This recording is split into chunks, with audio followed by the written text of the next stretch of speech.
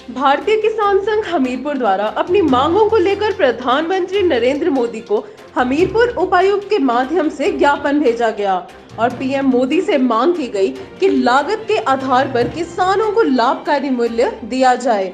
भारतीय किसान संघ के प्रदेश उपाध्यक्ष हेमराज की अगुवाई में उपायुक्त के माध्यम से सरकार को ज्ञापन भेजा गया। Bureau report RV7 news Hamirpur. आज ज्ञापन जो सौंपा है हमारे पूरे भारतवर्ष में, आज हमने 525 जिलों में इस प्रकार के ज्ञापन दिए हैं कि हमारा जो है वो लागत जो खेतीबाड़ी हम कर रहे हैं, खेतीबाड़ी के ऊपर जो हमारी कॉस्ट आती है, लागत आती है, उसके हिसाब से प्राइस होनी चाहिए, उसके हिसाब से मूल्य निर्धारित होना चाहिए। जैसे मक्की के ऊपर हम खर्च करते हैं, 1 किलो मक्की हमारे को 16, 17, 20 रुपये से कम नहीं पड़ती, परंतु बाज़ार में क्या रेट मिलता है? 10 या 15 रुपये, 10 रुपये, 12 रुपये।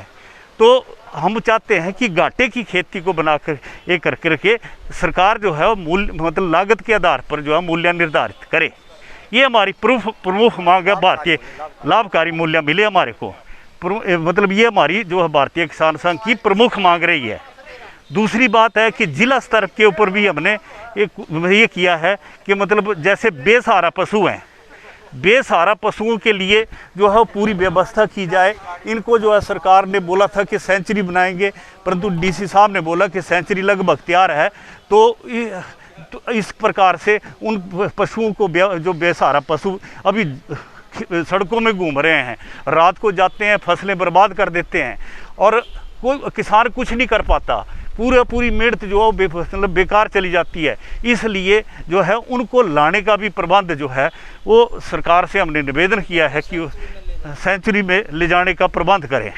इस प्रकार से जो खनन हो रहा है, खनन जो है मतलब बहुत ज़्यादा हो रहा है खड्डों नालों का, उसमें जो है पानी का स्तर नीचे जा रहा है।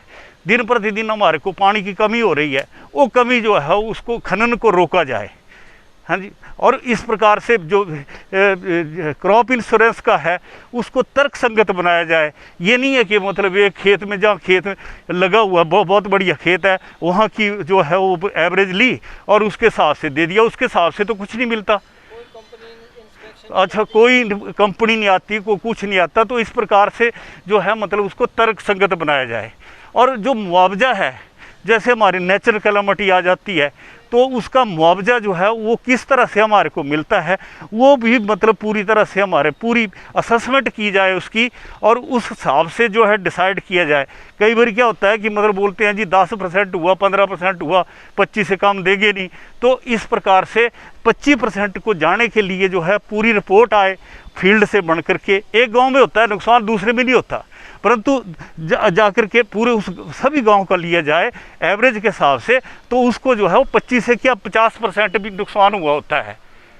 तीसरी बात है कि हमारे जो मेन डिमांड है यहाँ ज़िले की वो ये है कि बेसहारा पशुओं ने हमारी खेतीबाड़ी ही मतलब हमारे जो लड़के हैं, बच्चे हैं, जो किसान हैं, उनका दिल ही टूट गया है। वो खेतीबाड़ी से हटने लग गए हैं, वो खेतीबाड़ी सोचते हैं कि हम करें ना।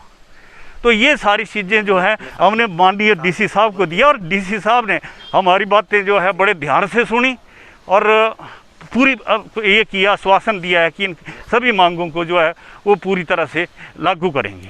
तो हमारी की जो हमीरपुर ज़िला की जो प्रमुख मांगें थी उनके बारे में हमने बात की। उसमें सबसे पहली प्रमुख मांग जो थी वो हमारी जैसे प्राकृतिक आपदा से जो किसानों को नुकसान होता है उसकी कंपनसेशन सरकार दे, और जो फसल बीमा योजना है उसमें भी उसको तर्कसंगत बनाया जाए।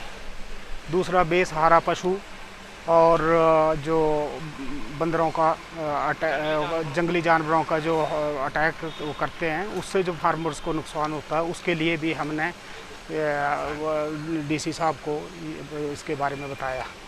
तीसरा ऐसा है कि जो उचित मूल्य जो MIS स्कीम है हमारी, उसमें जो भी फसलें हैं उनका उचित मूल्य मिले, फार्मर्स को लाभकारी मूल्य मिले, और साथ में उनको जो फार्मर्स हैं उनके अकाउंट्स में वो पैसा जाए। और मक्की का भी ऐसा है कि एक तो MSP का है और दूसरा मक्की जो आधारित जो मेज़ बेस्ड कोई इंडस्ट्री है वो हमीरपुर ज़िले में लगाई जाए, क्योंकि यहाँ मक्की बहुत ज़्यादा मात्रा में होती है और उनको फार्मर्स को इसके से जो है वो उतना मूल्य लाभकारी मिलता है।